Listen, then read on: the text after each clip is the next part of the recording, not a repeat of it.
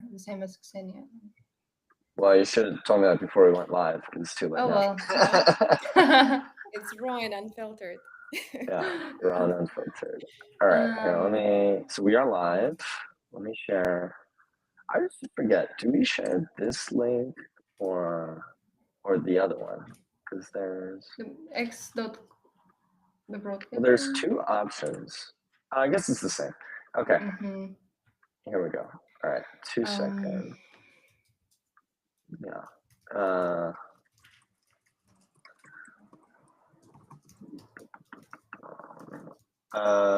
Okay, so let's get boom. Again. All right. I'm just gonna retweet also from.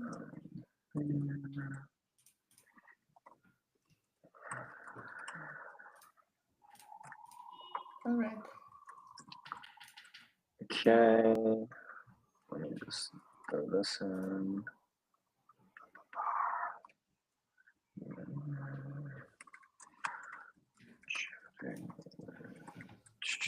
All right, bear with us. We're about to get started. Kseniia, are you in Safari? I think you are, right? Did you? Yeah, I am. Yeah. Okay. It's so funny because we're like there's like all these different Safari chats now because we had to like style them off. It's such a bummer. Yeah, I'm just posting it because I'm in a Safari chat, but I think it's like only the cohorts up to like 5 or 6, and then now all the other cohorts have their own chats because BD guys ruined it for everyone because they're spamming everyone in Safari. It's a bummer. Yeah, Justin is gatekeeping it. I tried to get like a master list, but no. Yeah, we just got to show up together time. That's how it goes. All right, well, let's get into it, y'all. Welcome, everyone. This is Chain Reactions, the Myosin.xyz live stream and podcast, one time a week where we gather and talk to founders, heads of marketing, and a bunch of awesome people from across the crypto sphere. Today we have Kseniia, who you do so much, right? But I think a legendary CMO, fractional CMO. But yeah, we'd love to go. And then obviously I'm here with my co-host Paulina. So Paulina, if you want to say what's up. Hi. Let's go. But let's just dive straight into it. I guess, Kseniia, would love to have you kind of introduce yourself, tell us about your journey, and I think we just get straight into it. Yeah. Yeah, sure. Thank you for inviting, guys, first of all. Yeah, of Excited course. with you. And thank you for a great intro. So, in my journey, I've been in marketing for 12 years. I think I had like a very kind of a patchy road to crypto marketing. And all of a sudden, everything started making sense when I joined crypto.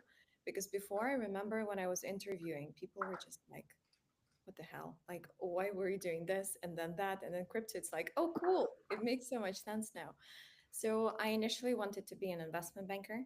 That's why my education was in banking and finance. Then I switched. I started studying marketing, and pretty much since then I started working as a marketer. But initially, completely unrelated to crypto. I was in luxury fashion. I had my business in healthcare. Then I switched to tech on the Web2 side, and my last role was at Skyscanner. So there I was responsible for growth marketing, but on the organic side, which was kind of odd because growth has to be measured and it was tricky to measure organic things. But at the same time, I think it was a great school for me in terms of like how to really crunch content, socials, partnerships, influencers, and anything that is more like owned platforms in nature and how to actually like squeeze tangible results out of them. And then COVID started. Obviously, nobody was traveling. And I got into crypto very randomly. Um, I got a message on LinkedIn from somebody who said that I was recommended by someone. They cannot say who. I still don't know who's that, which is the weirdest thing ever. But thanks to that person, I started diving into crypto because I said in full transparency that I didn't know anything, but I'm willing to learn. And the team was teaching me, I was reading a lot. And then I became interested in crypto, wanted to make like a move full time. And I thought that DeFi is the easiest move for me, exactly because I had educational background in finance. I understood how it works. I'm from Russia originally, so I know like governments, economics, and all these things.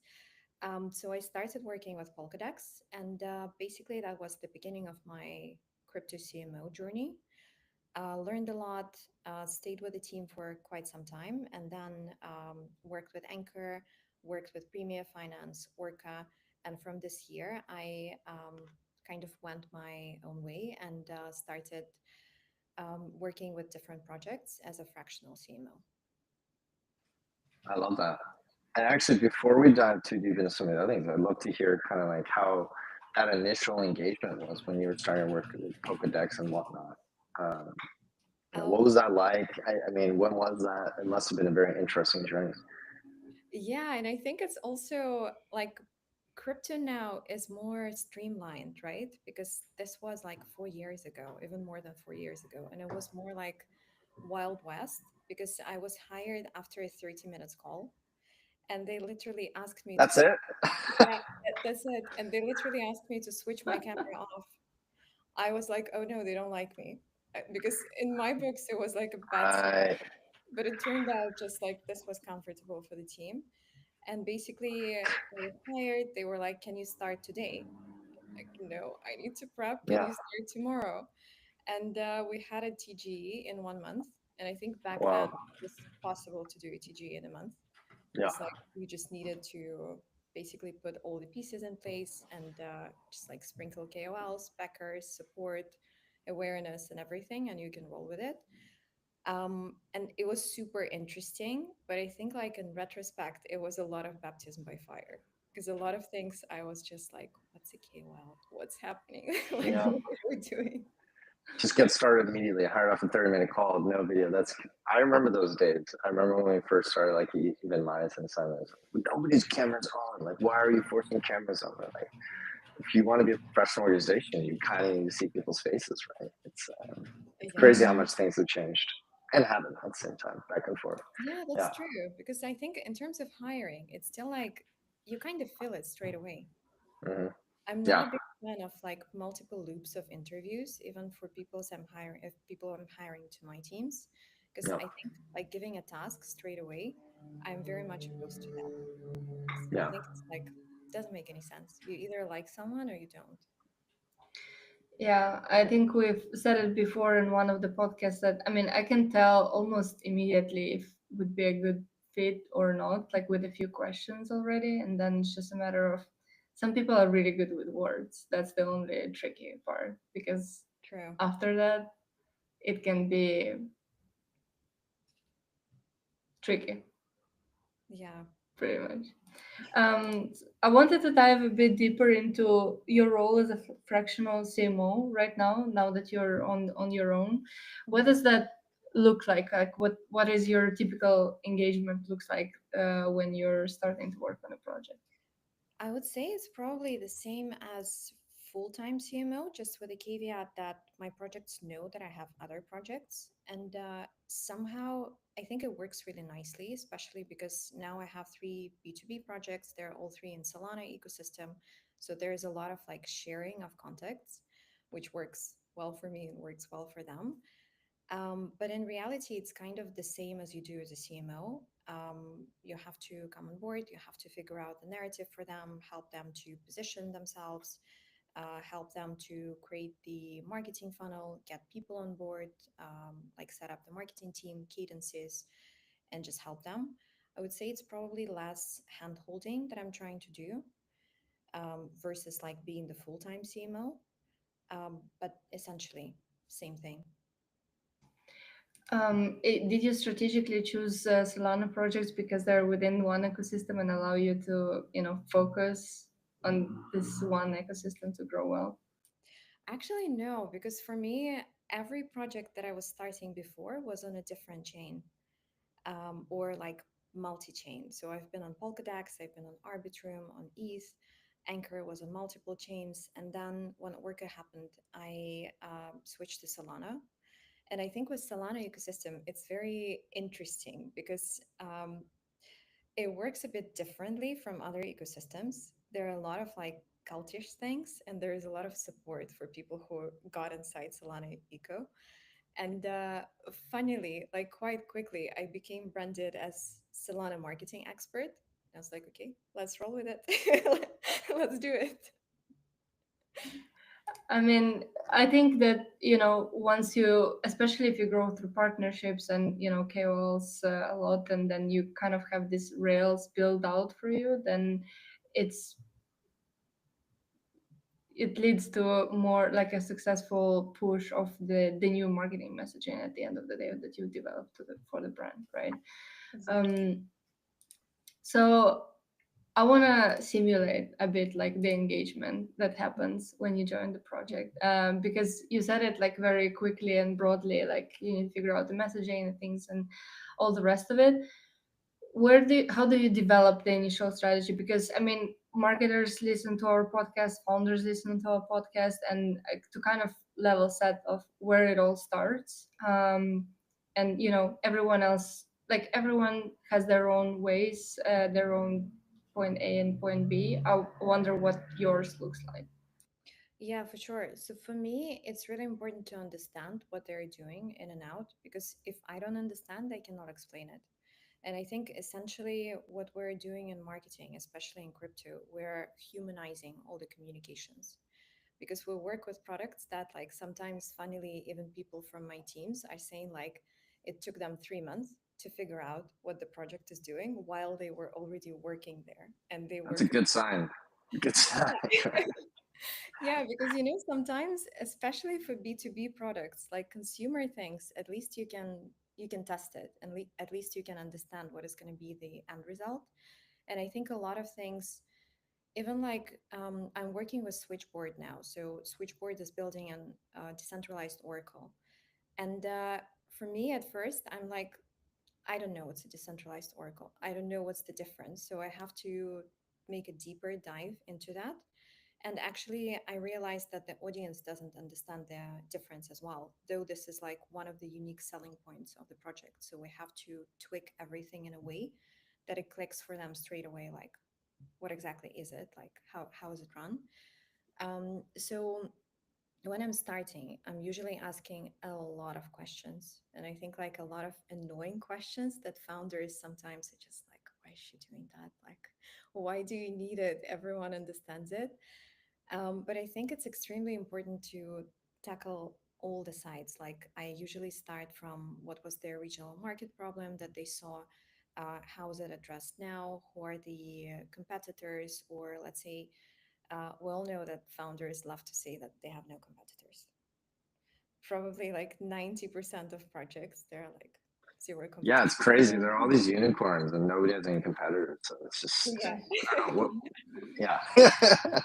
I usually always just ask who are your indirect competitors that might have some features but don't have the same, combo of things that you have.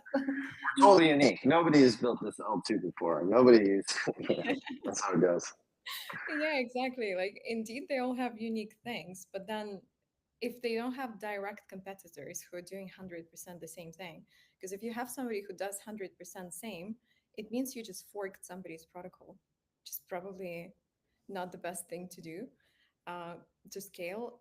But at the same time, you always have indirect competitors, somebody who does like the part of your solution, let's say.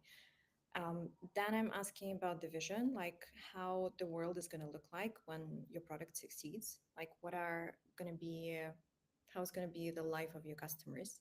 If it's B2B, I think it's always interesting because it's not just the life of your direct customer, which is another project or company, but it's also like how your solution is going to affect their end users, which I think is also important to talk through in your marketing comms. And then I dive deeper into the product, into the tokenomics, team, backers, like all the credentials. So anything to figure out, like, okay, we've built the foundation, we've built our content engine. How can we scale it? What capacity do we have inside the team? What network do we have? And like basically, what free resources can we use to just boost the brand awareness? And then from that, so that's the first part. We set the foundations. Then I'm trying to centralize a lot of stuff. I like using Notion versus Google Docs or anything else just Google Docs give me anxiety. I keep losing stuff. I And feel you. yeah, Notion is the way to go. I honestly, I never thought that there is any alternative to Notion. But Mhm. then the more I work with different teams, the more often I hear that let's use Google Docs. Just like, no, please don't do Yeah. that to me. Well, it's Or something Google we do. Sheets. Yeah, something we do sometimes internally is like if people really insist on using Google Docs, like okay, take the Google Doc link and put it in the Notion. So it's like that's one way of doing it, you know. That's the funniest thing. That's actually the compromise we found with one of my teams because Yeah, they are diehard Google Docs and I'm diehard Notion. So yeah. now, like, all my documents are on Notion directly, and all theirs are an embed of Google Docs on Notion. Oh my, It works for It's a all of us. Frankenstein. whatever Yeah, works. yeah, exactly. But I try to centralize all the information because I think up until a certain point, when you work like directly with founders or when you have somewhat of a tiny team, it works because you are always in direct communications. You don't need to document that much. But as soon as you are adding people to the team, and with marketing, we always have content writers, we always have social media managers, communities, some third parties like agencies or media influencers, anyone else we work with. So it's very handy if you can just send a couple of links and everything is going to be sorted. Everyone is going to be on the same page. And the next step is actually hiring people to the team, Mm. onboarding them, setting like channel strategies, and overseeing the execution process. Oh, so that's interesting because I was going to ask, you know, when we talk to clients sometimes, I think they ask, you know, I've noticed there's some like hesitancy about fractional CMOs in general because they're kind of like, especially the early stage teams, I think they really want, there's like trauma basically, right? Because I think a lot of early stage teams really just want someone who can like execute, execute, execute. Even though obviously, you know, there should be a strategic thing in place. It's like, you know, depending on how sophisticated the founder is, like sometimes they just don't care about that, and it's so hard. But it's interesting to hear that like you actually are part of like part of your scope. I think is like bringing on full time talent. That's different. It's been interesting. But actually, yeah, actually building on that, like how have you found that reception when people say like I do fCMO stuff or fractional CMO stuff? What have you heard those concerns? And I guess the question is like, how do you address them? If so. Yeah, I did because also majority of my projects are prepping for the TGE at Mm, some point, like let's say in 3 months after the beginning of our engagement or a bit later in the journey. yeah. And I heard initially that they wanted somebody who's full time, but I think it's tricky with marketing because most founders are developers, right? So for them, it's a completely Mhm. different work process. So you can be the number of hours you put into coding directly are correlated with the result you get. With Mm, marketing, let's say sometimes like I can have days when I have zero work because I'm waiting. I have some blockers from the team. I need them to review something. I'm waiting for the answer or something of the sort. And then I have days when it's just like nonstop work and communications. So I was thinking to somehow like quantify the number of hours I'm working. And we had these conversations with founders I work now. They were like, will you work 3 hours per day or 4 hours? Which mm, essentially means that if they didn't get into this window, I will respond to them the next day, yeah, which doesn't make any sense. So I think it's just like, it's a beautiful mess, but it somehow works. I like that. I like that. I wanted to ask about the switchboard since you mentioned that because it's the thing that you're working with now. You said that they're B2B platform, right? They're a B2B oriented business. Yet I know, you know, based on your background and organic marketing, all of that, you probably focus a lot on content, right? On X as the primary driver. So looking on the feed, it's a lot of like retail oriented buy B sort of posts and stuff. So I was curious to, you know, because it's a B2B solution and because we had to ask so many questions to like even figure out what is going on here. What is your thought process of applying, you know, the content strategy that is in place right now to that Mhm. business? Yeah, so we did, I think, quite a risky move with them because we did a rebrand and we decided to go more of a degen way because the team is very, it's one of my favorite teams. They're super fun and they're very, they love those risky things. Sometimes they're suggesting things that I was like, I would never suggest that because I thought it's too much, but they're like, yeah, let's try it, let's go for it. They have a great product. They have a good pipeline of clients that they're already integrated with or people they're trying to integrate with. And the two chains that they're um, most active on are Solana, and also they're very close with Monad. So both communities are like vibey, a lot of um, a lot of like colors happening there, a lot of degen stuff, memes are the culture, and so on. So we decided to tap into that, and also we're competing against Chainlink, Redstones, against Pith. So projects that are more like, I think they all have great brand and they have great marketing strategy, but it's more like monolithic compared to what Switchboard is offering. And actually, our design mimics the whole like process of working with a team because it's very easy. The onboarding is like literally a couple of clicks. The fact that the Oracle is permissionless, you don't even have to reach out to the team, and it's one of the unique selling points is that it's super fast. So we had this mascot that was developed by the community, and community named it Mr. Enclave. So we just decided to take something that was in the community to put a spin on it.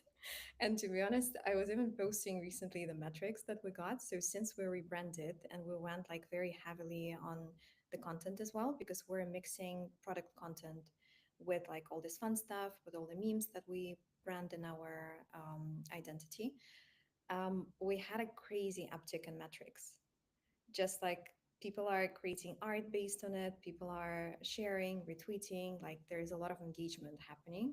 So I think we tapped into something that that was good. Would you That say exciting. that, yeah, would you say that there was already, an active enough community that just helped you carry that over? Sort of, they needed this little pinch to help propel the message, or was it, the introduction like a catalyst to the new community? That's a good question because I think probably both. So when we started working with Switchboard, they were not new. Like the team is building for 3 years, and their main goal is to prepare to their milestone events. So they want to. Wait, real quick. I know I don't think I missed this, but I just realized for some of our listeners who may not be aware, do we describe exactly what switchboard is? Did I miss that? Maybe. We said No, it's a B2B solution for, or I guess high level. yeah, I just want to make sure. permissionless Oracle. Yeah, Okay. exactly. I mean, And yeah. it's a permissionless Oracle. Yeah. All right. We'll leave it at that. Okay. Just want to make sure. Yeah. Okay. Yeah. So they had a community and they have a great community lead that was really fostering it. But I think what they were missing is like a very clear narrative because the product is amazing, the team is amazing, and they had like all the pieces of the puzzle in place.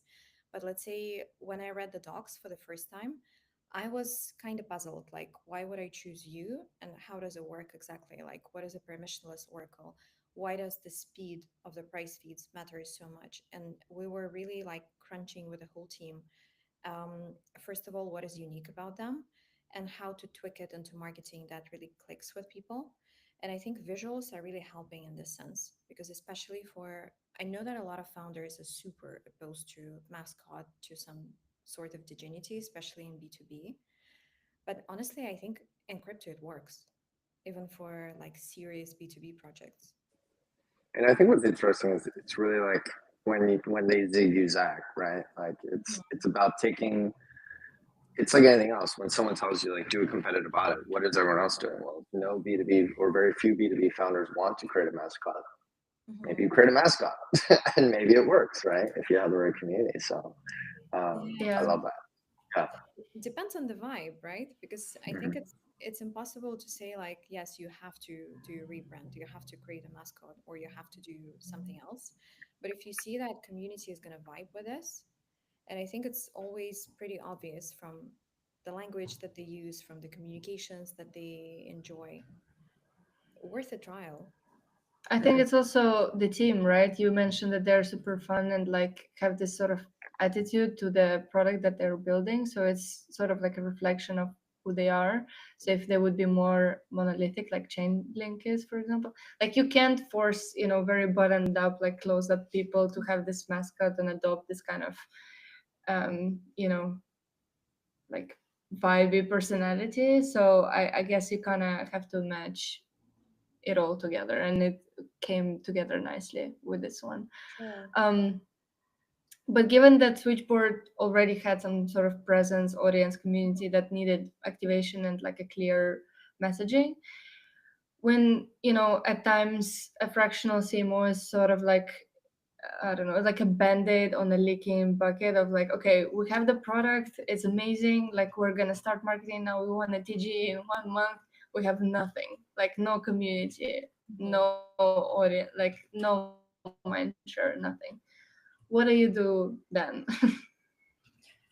Um, Honestly, I think it's a good time for an honest conversation in these cases, because a lot of things that I'm seeing in marketing, I think when you are managing the marketing function, a lot of it is actually not about marketing but about management, and about like setting realistic expectations, having difficult conversations, and explaining that you want this but this is unattainable, or we can do that but this is going to backfire. Because let's say you can do a TG in a month, um, your token is going to flop after that. And also it depends on how much budget you have. Like you can just pump money into that and you can spend something super quickly. And we've probably seen projects that are doing that, but after the week after TGE, nobody remembers about them. And Pump if and dump. That's how. yeah, exactly. And I think it's always, what I noticed about founders, especially when they're building for a long time, they're really eager to push something out to the world. And sometimes they don't realize that this can actually hurt their business, because your token, even if your business is flourishing, if you're getting revenue in crypto, a lot is measured by your token, right? Like this is kind of your rating. You're rated by how well your token is performing. So if you do a TGE and community is unhappy, you're just gonna get flooded and you're not gonna move anywhere. So I think in this case, to be honest, I'm saying that this should be a minimum of 3 months before the TGE, because I've never seen a project that was ready to the TGE from the onset. And usually I think it's funny because whenever you add the marketing function to any team, it uncovers so many issues. Because usually it, like, there are internal comms that are not working, founders that are not talking to each other, founders trying to pitch different perspectives to different team members. And Well, usually, and can we talk about that for a second? Like how frustrating. I mean, it's so funny, right? Like we see all this marketing talk on crypto Twitter all the time, and it's so frustrating that marketing is always the afterthought. But yeah, I think we'd all agree here. It's like when you're talking about product market fit, you need product, a good product, and you need decent marketing, right? Like, and yeah, it's marketing so often is like for many teams that are so dev focused because we're such a technical industry, marketers always like the 30th, 40th hire. And it's exactly those problems you're talking about, Kseniia, which is they've done nothing internally. It's a mess. Yeah. yeah. And it's like, somebody told me recently the best phrase, like, common sense is not common. Because some things that for me, I'm just like, what do you mean your marketing team and your product team do not talk? Like, what do you mean you don't have a weekly call? For developers, they're like, why do you need a weekly call? Can you just not write something? Or they're dropping something and they're like, XYZ is launching. And I'm like, what's that? Like, some context, some more info. They're just like, can you not do that? No.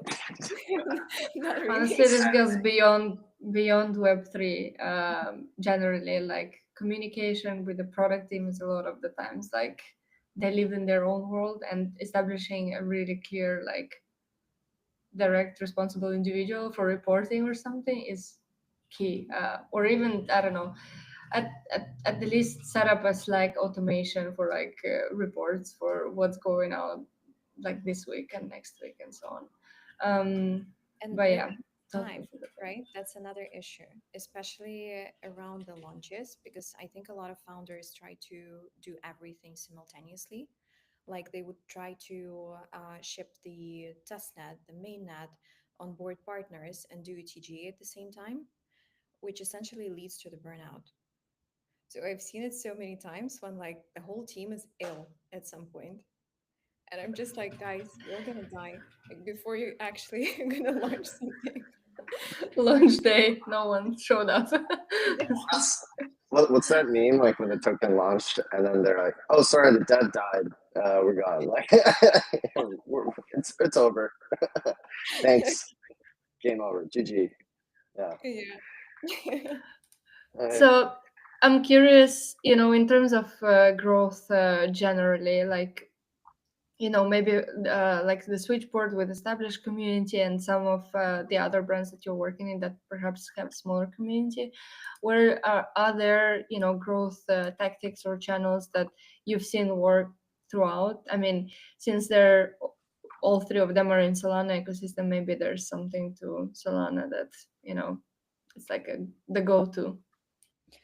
I think not just for Solana, what I'm in general interested in is actually live streams, because Mm, I'm testing them on my personal account and testing them versus Twitter Spaces, and the difference in viewership is crazy, and engagement difference is crazy that you get from those.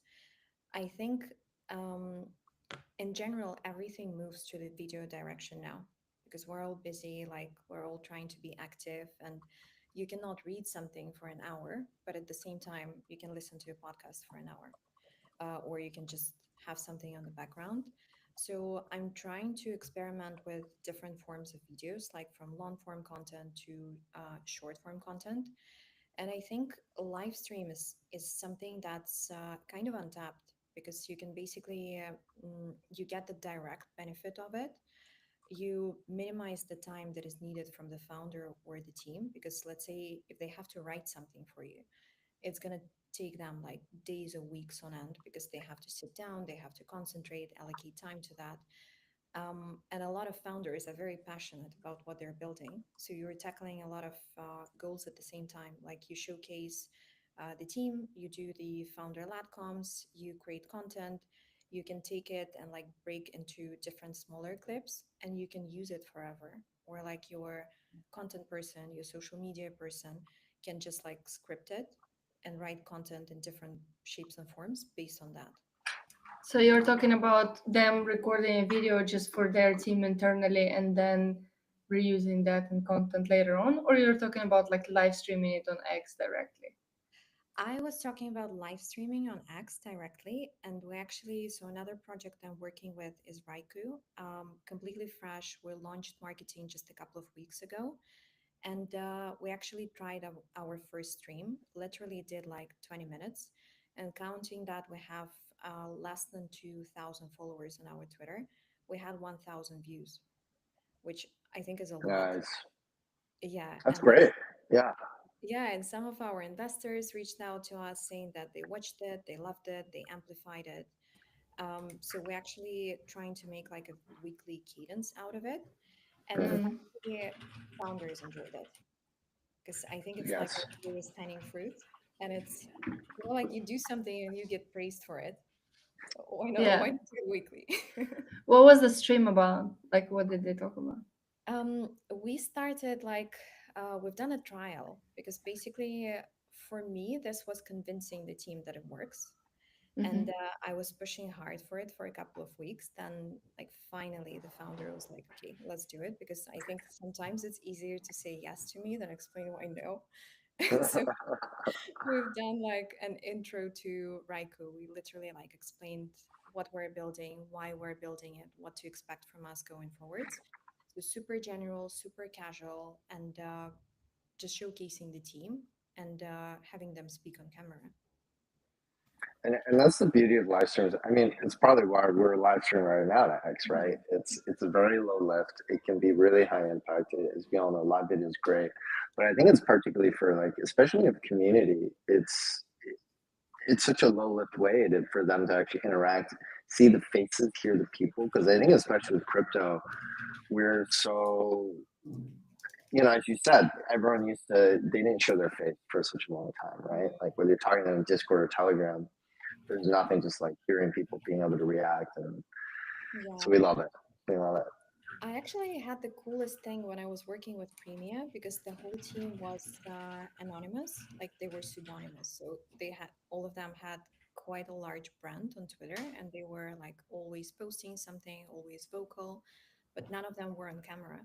And we actually used those like AI generated mascots for team members, which was super cool. And the community knew founders like by their mascot. And I think it's such a tool for like people who don't want to show their faces, but still you can even like AI generate your voice, Yeah. which I think is like the whole level of craziness. But if it works for some people, why not? Hey, some I people love love it. this.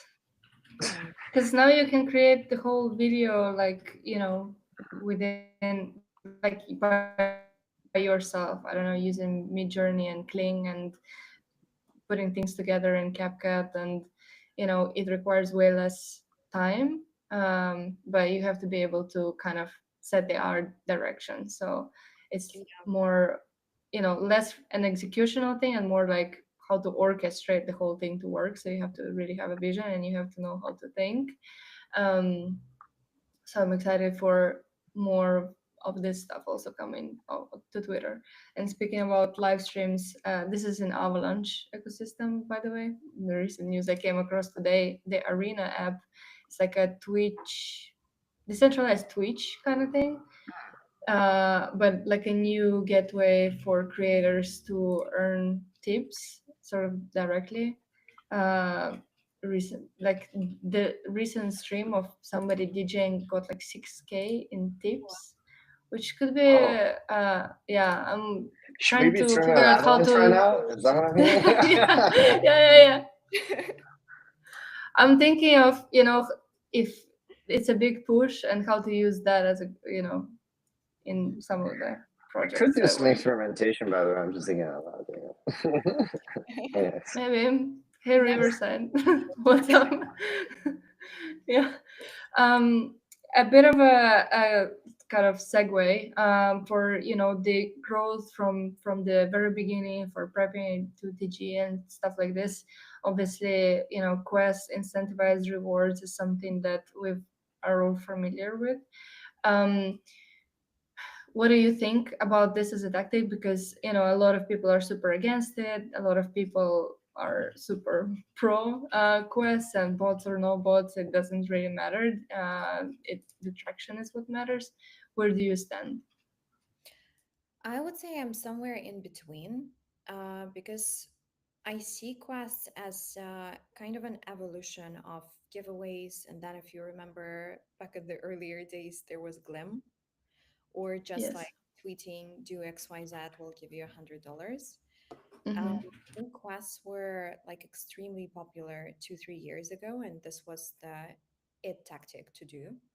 Now I see quests more as if you need a boost in numbers, or if you need to get more engagement, get more awareness, get more people create content around what you do, that's a great thing. But what I'm not on board with, especially for new projects, I'm always saying that you cannot start doing quests straight away, because Yep. basically it's not going to work. Like, no paid marketing or no like engagement marketing is going to work unless you actually have the foundation, and unless you talk about the essence of what you do. Because let's say if you, I think the best quests have this educational part, and also you give something to community, right? So if you Yeah. want them to create art, you at least have to give them a brand book. Otherwise, it's going to be horrible. Yeah. Like, it's going to be completely different. So I think, if you want them to create content, the easiest thing to do is just to send them an article, send a post, or like a Twitter thread, and tell them to use this as the foundation. Then it works. But I think there are a lot of marketers on CT that are completely dismissing quests. But I think it's a very like diplomatic and tactical move, because if you want to get listed on exchanges, you need Yeah. to get certain metrics. And even if you were building for years and you were doing marketing since day one, the numbers are unrealistic, especially Yeah. if you're going for tier one exchanges. So I think it's something that everyone understands, but at the same that it's like unattainable, and we're using some weird practices for that. But that's the name of the game. Yeah. I hate It is. this. It's a reality. Why is Sorry. it? Why is it? Why is it a thing? Like, why do you have to have 100K followers to be listed? There might not be legit, and there's no. I mean, most of them Well, probably aren't. I, I think we can afford to get a little spicy here. I mean, I think let's just call it what it is, right? Like the centralized exchanges have too much power. They have arbitrary numbers that they want you to hit because it doesn't make any sense, but they want that, right? And so I think what Kseniia is getting at is like sometimes, as much as you're trying to cultivate an organic community, um, you sometimes you just have to hit certain metrics, right? And to do that, there are tools, however unsavory they may or may not be. Um, but also, it's never so cut and dry, right? Like you could run we'll call them out, right? Like a Galaxy Quest or a Layer 3 activation or whatever else you want to create. There are going to be certainly a lot of like, bots and scammers and token chasers. But sometimes, hopefully, God willing, like you'll be if you have a real community, I think at least those people hopefully will be able to participate and engage. And then it's really up to you as a project, right? You have to kind of filter out, Mhm. who is real, who are the bots as best you can. Yeah, But it you're is sort of incredibly casting a harsh. net. Yeah, You're yeah, you're casting testing a a net, right? But if you have a good community and strong fundamentals, you'll have less bad people hopefully participate. Exactly. You will have a higher percentage that actually stays with you, at least Mm-hmm. until the time you do the TG, or like hopefully sometime after. But then, like, I don't know about you guys, but I was doing a lot of airdrops Mhm. in I think like last year around like January, February, and a lot of projects were doing really cool quests. Like, let's say Linear Park. 6 weeks, I was obsessed with it. Like every single week, I was doing tasks, and I think for it also depends what type of a project you have, because I think if you have an ecosystem, it's a great way to activate your ecosystem partners, because they were Yeah. doing a custom layer 3 quest. They added like they split it into different weeks, had an educational block like explaining what the project does, had like a video that they showcased how everything works, and then you actually had to go and make some actions on the apps that are building on the Mm. linear network. I'm not Some sure. proper on-chain actions. Yeah. Yeah, like let's say I'm not into gaming, I'm not into social fi and crypto, I would never try those apps otherwise. But Yeah. now, like, I know it's that some of them made sense to me, and I enjoyed some of them. You say Do it's you such use like any of them? I enjoyed She that. doesn't want to admit. Do you use any now, or do you follow any? Mm-mm. Like, But you maybe she's are. just not the right target demo, right? No, That's I'm not her. not, because I'm not a gamer, and they had a lot of games there. But it's like from marketing perspective, it was interesting for me to see like at what stage is crypto gaming at, like what is happening with AI, with SocialFi, and what you can do. A lot of things were annoying from the user perspective, because I Mhm. think especially when you're in crypto for a while and you cannot make a transaction in the app, I'm just like anxiety. Yeah, that's Um, the user experience. Mhm. well, I want to quickly, and by the way, we're coming up soon on time, so I think we only have time for a couple more questions. Mm-hmm. But I do want to ask this because it's something internally we've been doing a lot of stuff on and thinking a lot about, and we've been having conversations with other marketers, which is AI, right? Like, how are you using it within your stack as a marketer?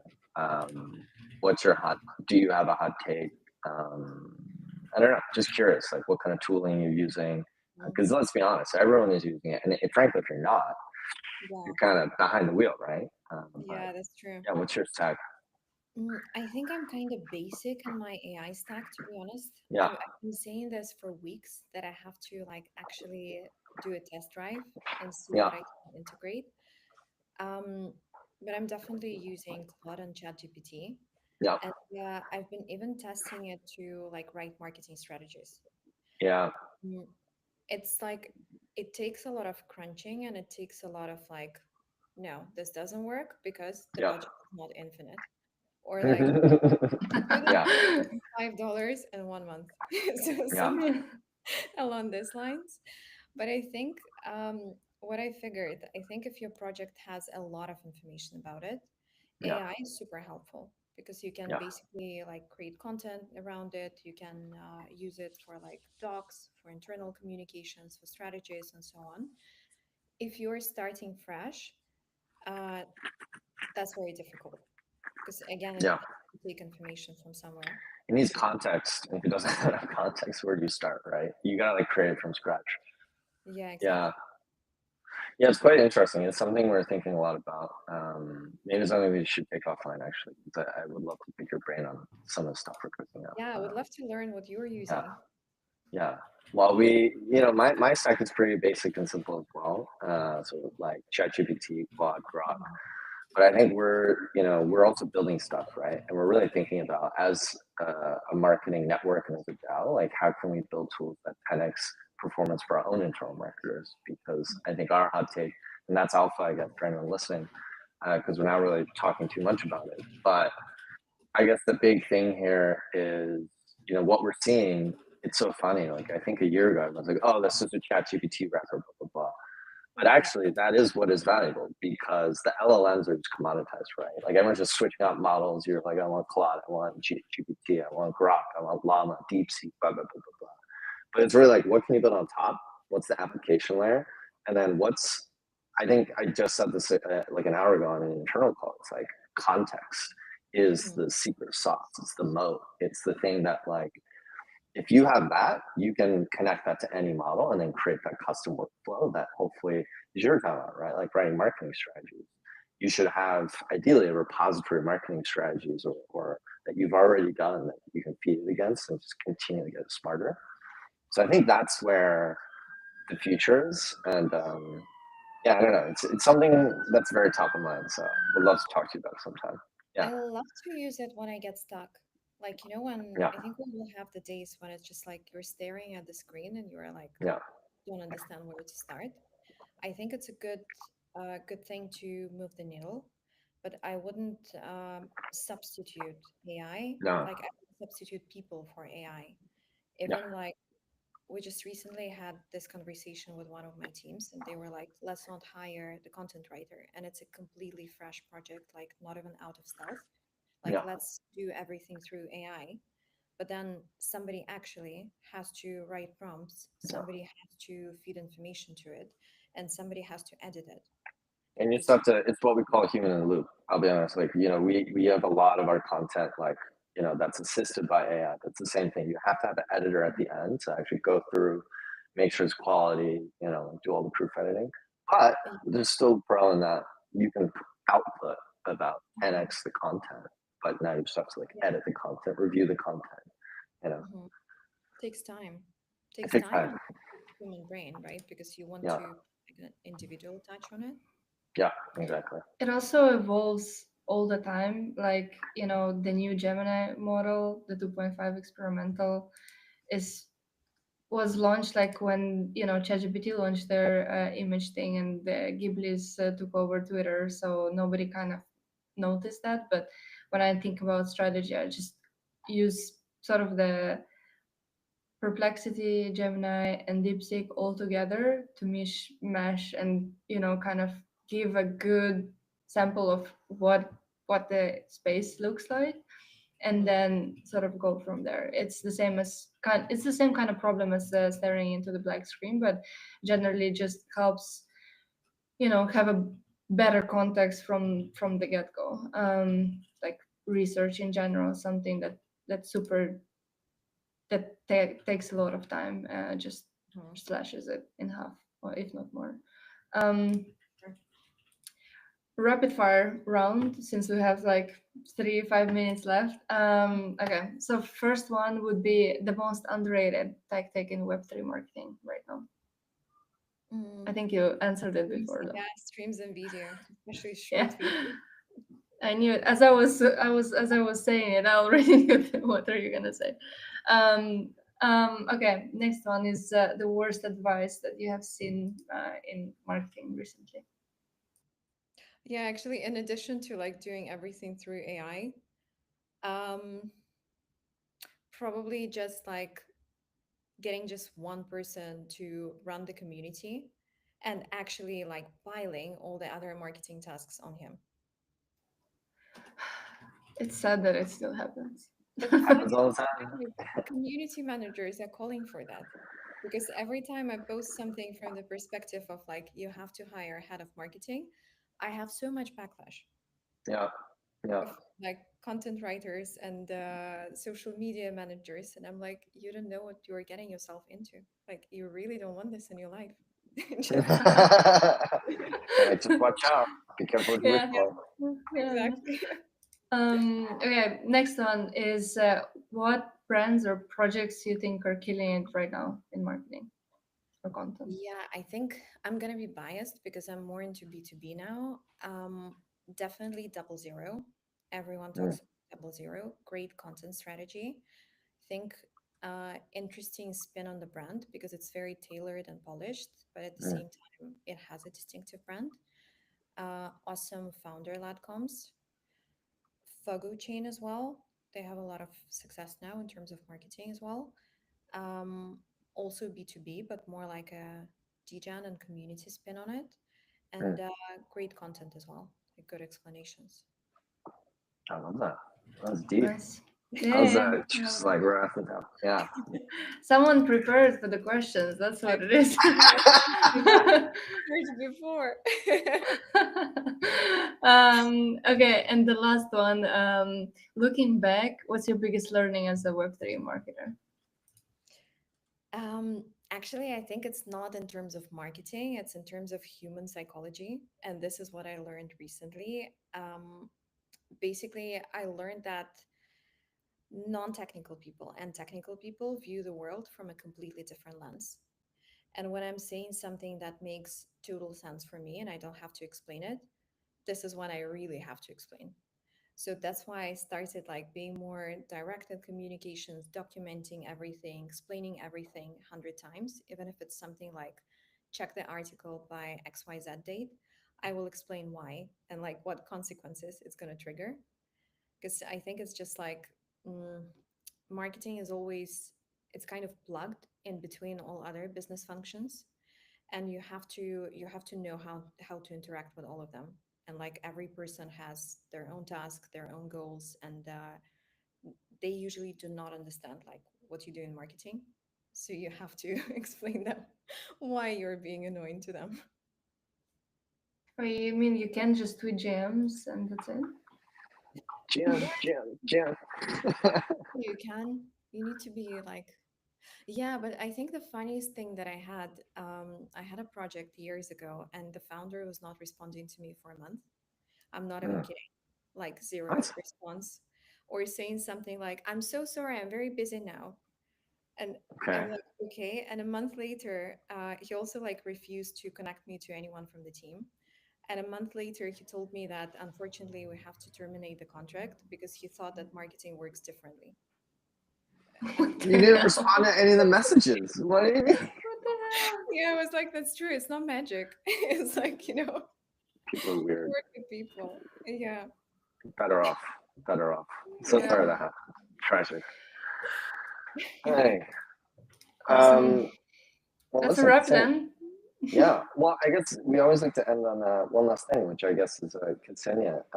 What should people be looking out for? Are there any interesting things you think are coming up that you want to kind of sneak peek to the world? And then also, how can people find you? And I think they already have your Twitter profile on the live stream, and we'll have it in the podcast as well. But if there's any place you want to direct people to, some kind of call to action, this is your spot. Yeah. Yeah, I think Twitter always works. I'm recently deep down the rabbit hole and like tweeting sometimes too much. So yeah, you can always reach out on Twitter. In terms of things to look out for, I think in terms of my projects, a lot is coming soon. Mm. I have a lot of milestone events, so watch that space. Not financial advice. In terms of me personally, I think, yeah, I'm just deepening the direction of like fractional CMO, and I'm trying Mhm. to kind of share more about my journey, like share more about my previous experiences in marketing, and especially in terms of some things that are negative. Because Mm. let's see, I heard from, I think like it's a great thing that now it's kind of a marketing uprising because marketers are chatting to Yeah. each other. We'll have the same issues, and sometimes it's tough, and sometimes you think that something is wrong with you if, like, let's say you were fired or Yeah. you were laid off. And I heard from a lot of people that they're ashamed to share this. While Mm. I think in crypto, it's like it's a normal thing that you work Yeah. salary every month and then something happens. So I'm trying to be more like raw in terms of the experiences that I had Yeah. before and the learnings that I got from them. We should set up like a crypto marketers anonymous, just giving a Yeah. free advice. Yeah, You know, yeah. I had an idea for a podcast that would make me unhireable and unmarriable. I that sounds fun. That just sounds like you should do it. something. Sounds like it will stand out. It'll be different. That's for Yeah. sure. Beautiful. Well, listen, Kseniia, this was really great. So appreciate you hopping on, talking about your experiences. I think we should definitely keep in touch. Let's see what kind of magic we can all cook up together, and I'm very excited for what's coming next. So, thank you so much. Likewise. Thank you so much, guys. It was fun. Thank you. Likewise. Talk to you soon. See you online. See you Ciao, online. ciao. Bye.